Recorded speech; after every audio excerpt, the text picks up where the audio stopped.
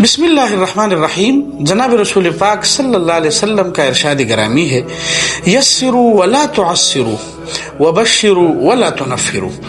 آپ نے فرمایا کہ آسانیاں پیدا کرو لوگوں کے لیے، سہولت پیدا کرو، مشکلات پیدا نہ کیا کرو. اور دوسرا جملہ، لوگوں کو خوشخبریاں سنایا کرو، نفرت نہ پھیلایا کرو.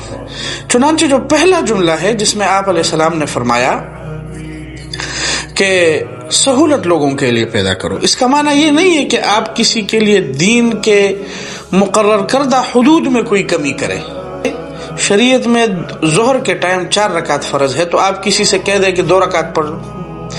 یہ والی سہولت اور آسانی اس سے مراد نہیں ہے. اس سے مراد یہ ہے کہ لوگوں کی عام کیفیت، ان کی کمزوری، اسی طرح کوئی نو مسلم مسلمان ہوا ہے تو اس کی رعایت کرتے ہوئے سہولت پیدا کرو.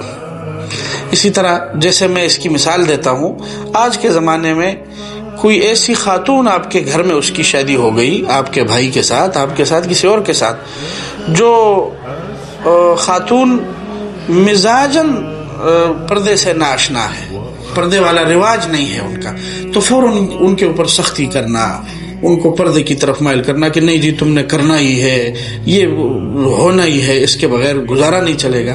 فوراً ایسی پابندیاں لاگو کرنا مناسب نہیں ہے. اسی طرح اور بہت سارے ایسے اعمال ہیں جن میں شریعت نے اجازت دی ہے لیکن ہم سختی کرتے ہیں.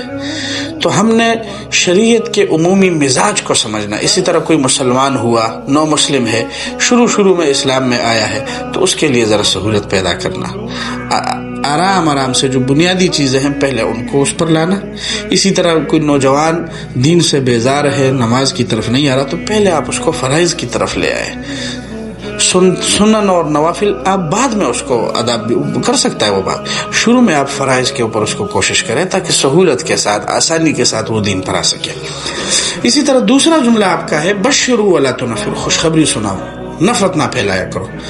انسان کا جو عمومی مزاج ہے نا، انسان کی فطرت امید ہے، انسان امید سے خوش ہوتا ہے. امید اس کے اندر ایک احساس پیدا کرتی ہے، ایک قوت پیدا کرتی ہے. اور جناب رسول اللہ صلی اللہ علیہ وسلم کی صفت وہ بشیر پہلے ہے، نذیر بعد میں ہے. سو ہم نے لوگوں کو خوشخبری سنانی ہے. نوجوانوں پر فوراً فتویٰ ٹھوک دینا کہ تم گستاخ ہو، تم برباد ہو گئے ہو، تم نے اپنی نوجوانی تباہ کر دی، اس طرح کے جملے مناسب نہیں ہیں. نوجوانوں کو امید دلانا کہ کوئی مسئلہ نہیں ہے، یہ ہو جاتا ہے. والدین اپنے اولاد کے ساتھ ایسا رویہ بھی تو اپنا سکتے ہیں. اسی لیے اپنے اولاد کو آرام سے، نفرت پھیلائے بغیر، یا اسی طرح کسی سے کوئی غلطی ہو گئی تو فوراً گستاخی کا فتویٰ ٹھوک دینا، بھئی تم گستاخ ہو گئے ہو، دین بیزار ہو گئے ہو، دین سے دور ہو گئے ہو. ایسے جملے یہ شریعت کا مزاج نہیں ہے. شریعت کا پیغام لوگوں کو اسی طریقے سے پہنچانا ہے. اور جناب رسول اللہ صلی اللہ علیہ وسلم کی ان تعلیمات کو مد نظر رکھتے ہوئے ہم نے چلنا ہے.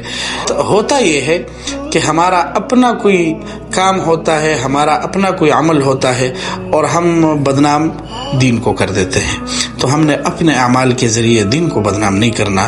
خود اگر دین کی سربلندی یا اس کی دعوت کا ذریعہ نہیں بن سکتے، اس کے پھیلانے کا ذریعہ نہیں بن سکتے، تو بدنامی کا ذریعہ بھی نہ بنے. اللہ ہمیں عمل کرنے کی توفیق عطا فرمائے.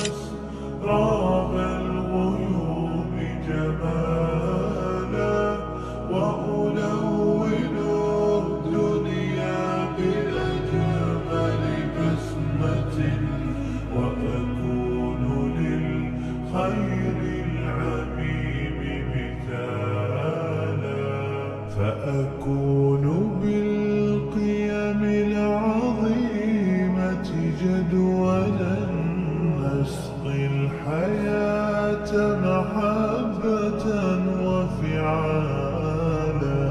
هي هكذا قيم النجاة تحثني فأخوض فيها للنجاة